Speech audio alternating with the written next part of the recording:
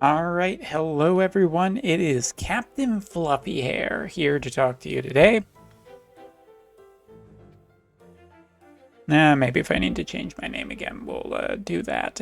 Anyway, a little bit of housekeeping before we get moving to do with the Halloween banners. I have been thusly informed to do with this paid banner. It turns out that on step 3, even if you do get a copy of a character that you already have at 99, you do not get reimbursed for the for a unit total being able to be 99. So just a heads up, you only get 40 shards. So if you have Halloween Leela max to 99 and you get her as your end copy, then you only get 40 shards. So not as good of a deal as I thought it was.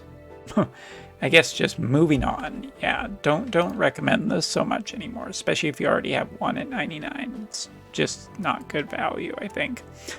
But what is good value always is Newsday. Newsday is always a glimpse into the future, and while we're talking about mistakes, I think for some reason I got my wires crossed and I got really excited about the idea that it was Sakura this month, because I've been using Sakura with Porcelain Tower recently, so I was kind of excited about the idea of just being able to use her to do the tower, to get the tower done, maybe. But that is not the case. Luartha was the EX UR at the end of this month. So yeah, taking a look at it, we got Kadia, who will be good for the wind selection quest. We have Revia, or can't remember. I think she's Revival or something on the global side.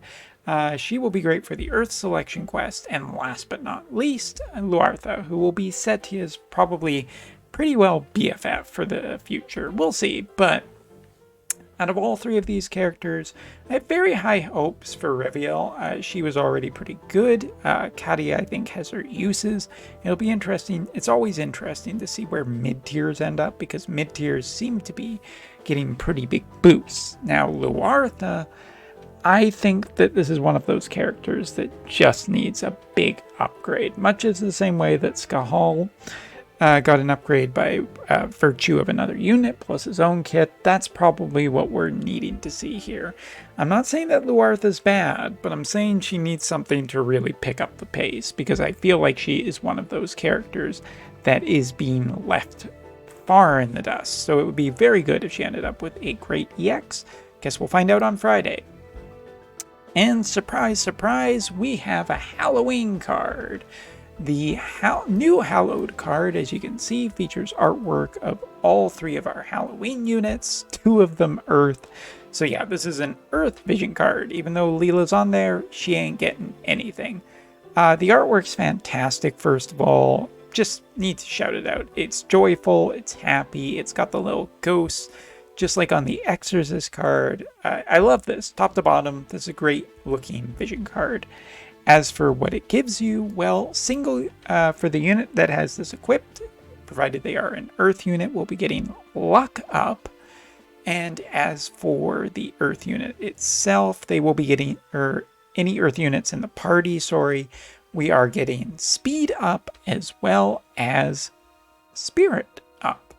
And last but not least, for maxing out the Vision card, you get Puncture Resistance. So pretty nice Vision card, actually. For the Earth element, I'm not saying that this is a necessity by any means.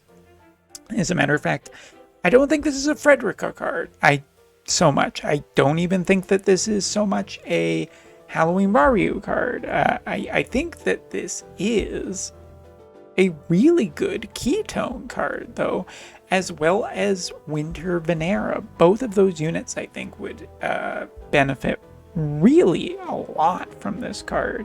So this is an interesting position. I can't really overly recommend Fred too much based on my testing and everything. But if you like the 2 characters that I mentioned, Winter Venera, or Ketone, I think that this Vision card is pretty damn interesting, and it might be interesting for more Earth characters in the future based on the Luck Up. But yeah, that's is just kind of interesting. Wind Spear. I don't know. All right, moving on. We also, speaking of puncturing, we have the new details of what the selection quest future will look like. So here, as you can see, this is the piece of equipment for the light selection quest.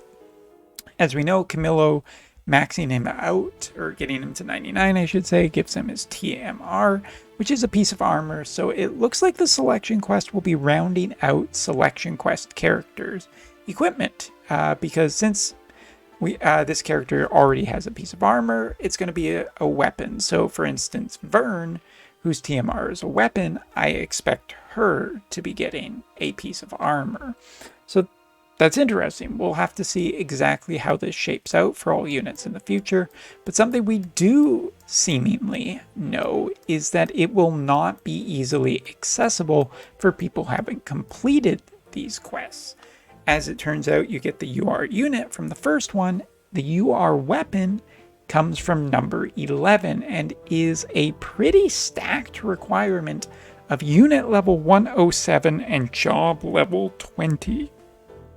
Which, not impossible, but again, it is pretty steep requirements. And if you haven't beaten the light selection quest, well, you're going to have to do it to be able to get this weapon. Whether this weapon is restricted to character, or whether it's just a really good weapon for that character and a decent weapon for everybody else, we'll wait and see what it looks like when we get the details on Friday, but it's interesting.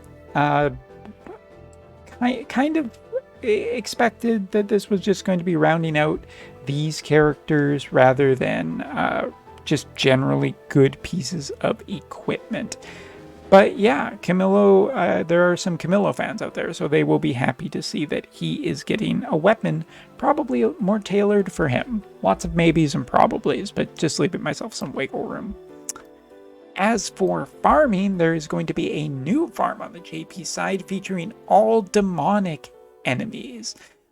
This looks to be a accessory, the Demon Amulet, and you will have to fight a whole bunch of demons. What is noteworthy about this is that if you can complete all the challenges on the high difficulty tier, you get, of course, your +3, but there is a new super difficulty where if you can clear all of the challenges, all of the missions, you will get a +5 copy of the item. So an immediate +5 of a piece of equipment is very interesting, because a lot of the times accessories and equipment, or accessories and armors, you want 2 of them usually, depending on how good they are.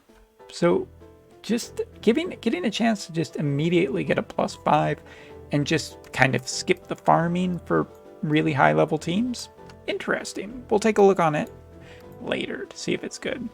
Also, a new story chapter will be unveiled this week as well for JP side players, so some more resources will be obtainable as per usual.